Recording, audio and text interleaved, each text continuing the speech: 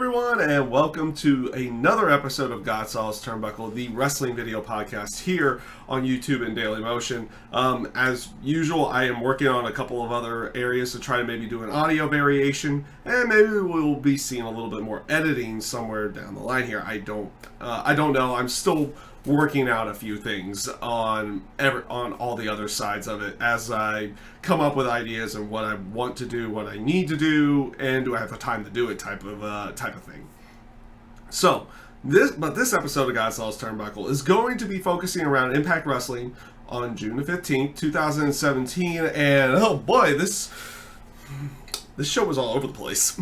This show was all over the place and not very good, to be honest with you. I did not actually enjoy this episode of Impact Wrestling this week. Just right off the bat, I will go off and say I did not enjoy it as much as I've enjoyed some of the other ones, though they did have some good stuff on the show. So give and take, some good and bad, mostly bad. And like I said, also all over the place as well.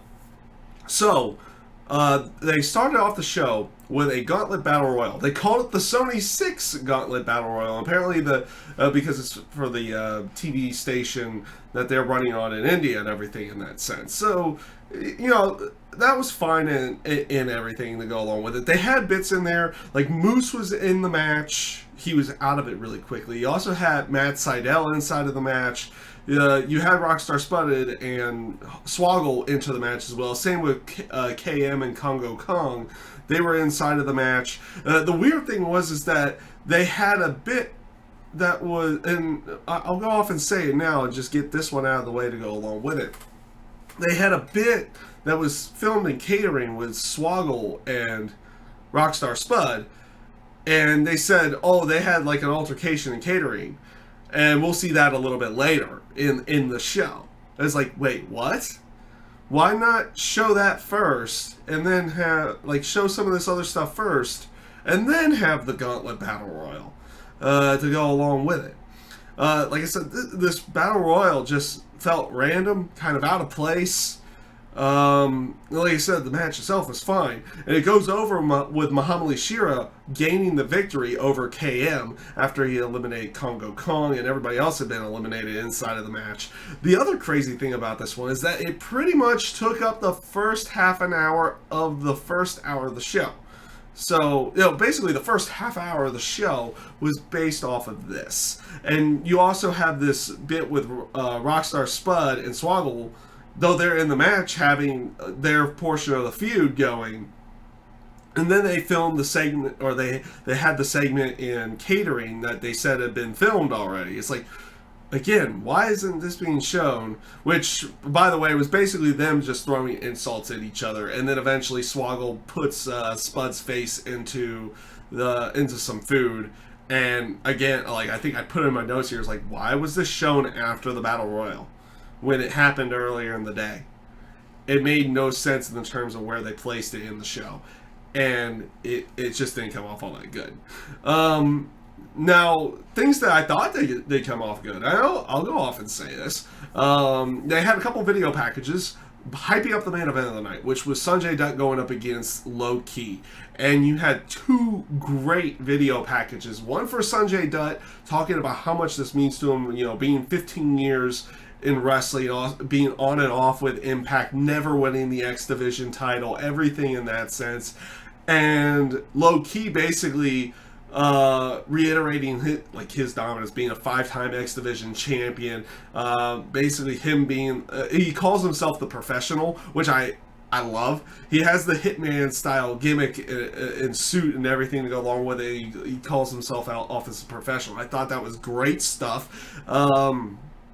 And like the stuff that they did for this, I thought was really good. Hyping up the main event being that XDivision title match. I'll talk about that one because I'll talk about that one later. I'll leave it at this. I won't even leave how I feel about fully feel about it. After this, you get some more video packages. A lot more video packages actually before they even have a match and also an in-ring promo. Wow, they didn't. Now that I think about it, there weren't too many matches on this show to go along with it. So up next, you had a bunch of video packages going.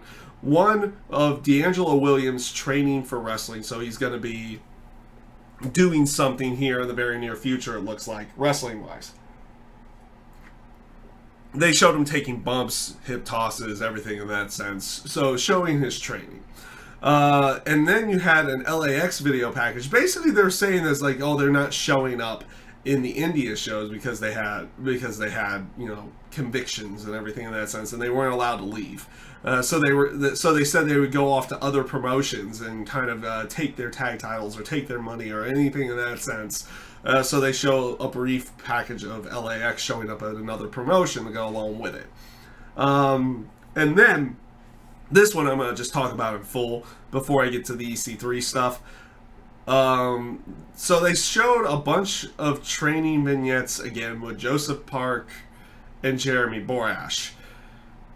Oh boy. Oh boy. And they dragged Scott Steiner into this. I kind of feel bad for Scott Steiner right now. This was pretty bad. Not even funny, haha bad.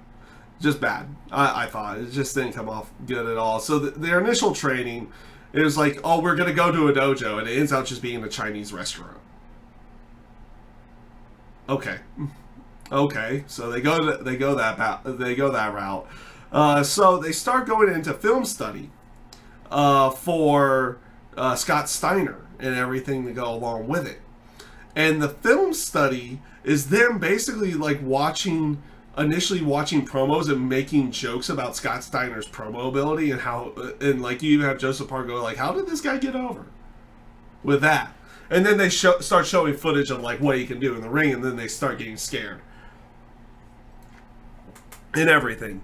And then, lo and behold, and I don't know why they had this set up on a computer to actually do this, they get interrupted by a call on their computer, which was going to be Scott Steiner. They cut out there and then they went back to it later. And Steiner was basically on the line cutting a promo what he's going to do to both of them at Slammiversary and everything, and that's it. I was kind of like, oh my god, this was not good. I did not like it. I did not like it at all. I'm not liking where they're going with this in any way that I could really say. I just don't like where they're going with it.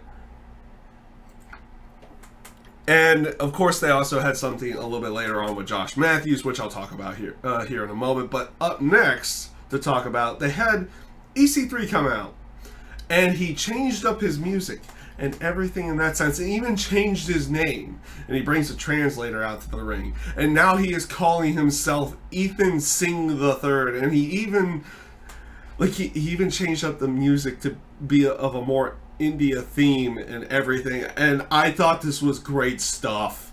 This was just great stuff. He, like I say, brings out a translator for the promo, starts saying a whole bunch of, initially some nice things, and then a bunch of mean things, which eventually makes the translator either start poking fun at him, or then at the end not even really want to translate what EC3 is saying, which eventually prompts EC3 to beat up the translator, and it brings out James Storm and he starts using a strap again.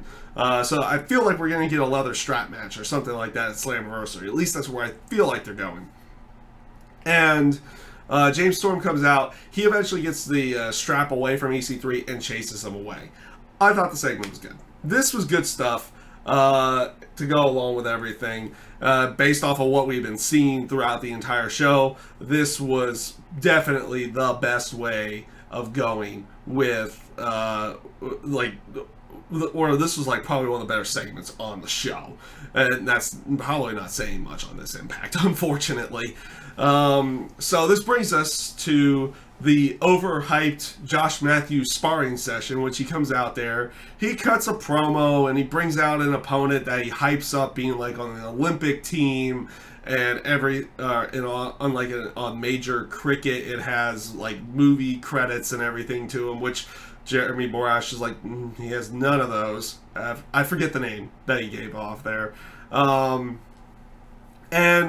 Josh just kind of goes through a couple things. He also takes a couple bumps as well, like a drop kick and everything, and a couple arm drags and everything. And the match, it was what it was. He wins with a Steiner recliner after doing a Swanton Bomb as well. So he said he could do a Swanton Bomb, and he goes out there and does it. So he actually shows that he can do something like that. And after the match, he refuses to let go of the hold, which actually prompts Muhammad Ali Shira to come back out. And and Josh Matthews tries to attack Shira, but that fails. But before Muhammad Ali Shira takes any kind of control, Lashley comes out and ends up helping out Josh Matthews, which prompts Alberto El Patron to come out and make the save along with everything afterwards. And this is all we saw with Lashley and El Patron as well. So that was pretty much their only build, which was not much of anything going into their Slammiversary match. Not a fan of the segment. Not a fan. Then again, not a fan of this whole Jeremy Borash, Josh Matthews thing. Like I said, seen it before. It was okay back in the day. Not really that good right now. Let's see here. Where are they going after this? Oh, yes. So, after this, you had Trevor Lee going up against Braxton Sutter. This was a rather quick match. You had Braxton Sutter go over Trevor Lee rather quickly, actually, in the match. It was probably about 3 or 4 minutes. It was an okay match for its own right and for the length that it was at. But this prompts Sienna and Laurel Van Ness to come out after the match, and they challenge Ali and Rosemary to a tag match next week. And of course, Sienna's also putting like doubts in Allie's mind that Rosemary will even want to show up, that she's not really on her side type. You have that type of vibe going about, is like, what is Rosemary really gonna do with Allie and everything to go along with that. This was actually okay stuff as well. I'll give credit where this is at. I did kind of like this one, and I have to at least give some credit to portions of the show for being relatively good. But before the main event, you had Moose. He came out to cut a promo. And as he was beginning to cut that promo, he immediately gets interrupted by Eli Drake and Chris Adonis. Eli Drake cuts a promo saying, he doesn't deserve the Impact Grand Championship and everything in that sense. Even says, like, I technically beat you, but the judges apparently didn't agree at their last match. And lo and behold, and I thought this was going to be like an Impact Grand Championship thing that he challenges him for, but Moose challenges both of them to a tag match, and then that he would reveal his partner next week. He would reveal the partner. Well, he says that after Moose and after Adonis and Drake attack Moose, and he chases them off. Basically fends them off. It says he's going to reveal a partner next week. This was an okay segment, but again, like, you're going into the Slammiversary, I thought you would be having that Impact Grand Championship going on the line, but apparently not. Apparently they're not going to be doing that. It's just going to be a tag match with Moose, and I've got to assume it's D'Angelo Williams. I don't know. I don't remember the spoilers, or I don't even remember reading the spoilers for Impact in India at all. So we'll see what ends up happening next week on that one. So this leads us to the main event of the night. Sanjay Dutt going up against Low Ki, XDivision title on the line. This is a good match. I liked it. I thought it came off really good in the terms of the match quality and what we were seeing. But I've got one massive issue with this match. The way that it was being called, it just felt like they were just calling a match, just sitting there in front of a TV, not giving the live feel of it. Because the crowd's going nuts, everything in that sense for the match, and because it was a really good match. But both Josh Matthews and Jeremy Borash just feel like I'm just talking like this, calling the move, calling this move, calling that move, calling this move.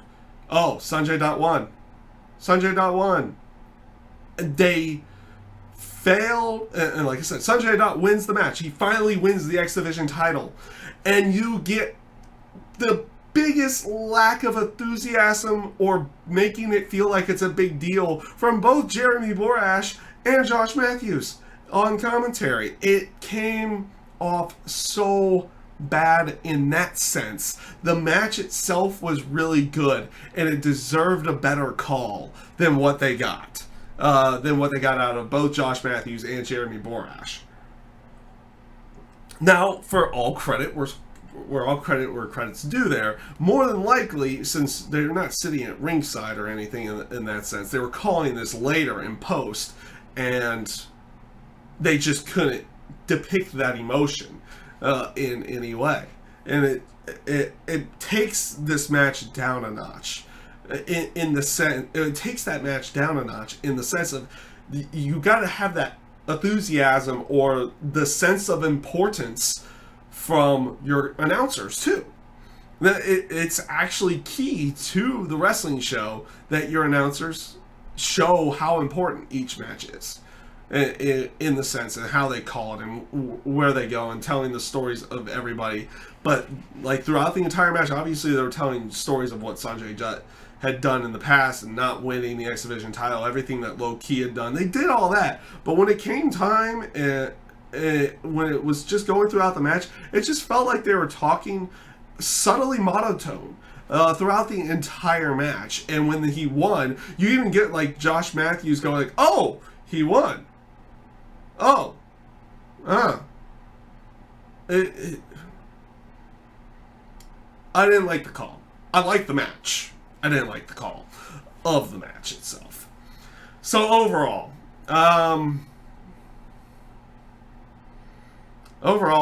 yeah, I did not really like this Impact this week. Then again, it had a lot of focus around Jeremy Borash and the Josh Matthews thing with Joseph Park and with Scott Steiner. And yeah, the Battle Royal just felt out of place. In this one, it didn't feel like it was serving a purpose in any way, shape, or form other than to give Muhammad Ali Shira a win, which I'm completely fine with. He's good in the ring in that sense, so kind of glad that they do that, go that route at least with it. But what does he get out of this Battle Royal? Usually it's for a number one contendership or anything, but this one was for like a cup. No, I mean, don't get me wrong, you have the Andre the Giant Memorial Battle Royal at WrestleMania, and that's for a trophy. But, so you can debate on the lack of importance on that one. But like I said, just the placement of it on the show, also the factor that they had people that were in the match, and then things happened later in the show with those people, like with the Spud and Swoggle thing as well, and they were both in the match. Why wasn't their food segment or their catering segment shown before the match to maybe give it a little bit more of an oomph why both of them are inside of the match and everything to go along with it? And it felt like a lot of stuff was out of place. You had some good stuff in there. The EC3 stuff I thought was good. The stuff with Sienna and Laurel setting up the tag match for next week I thought was pretty decent. Interesting to see where they're going to go with the Moose thing. And the main event was pretty good as well. But just you had a lot of focus around that Jeremy Borash and Josh Matthews segment, and I did not really like that. Plus, their call of the main event just it took me out of that main event a little bit. I'm not gonna lie. Like I said, match good, call bad. Call was bad. So with that being said, everyone, I hope you enjoyed everything on this edition of GodSaw's Turnbuckle. Have a great rest of your day.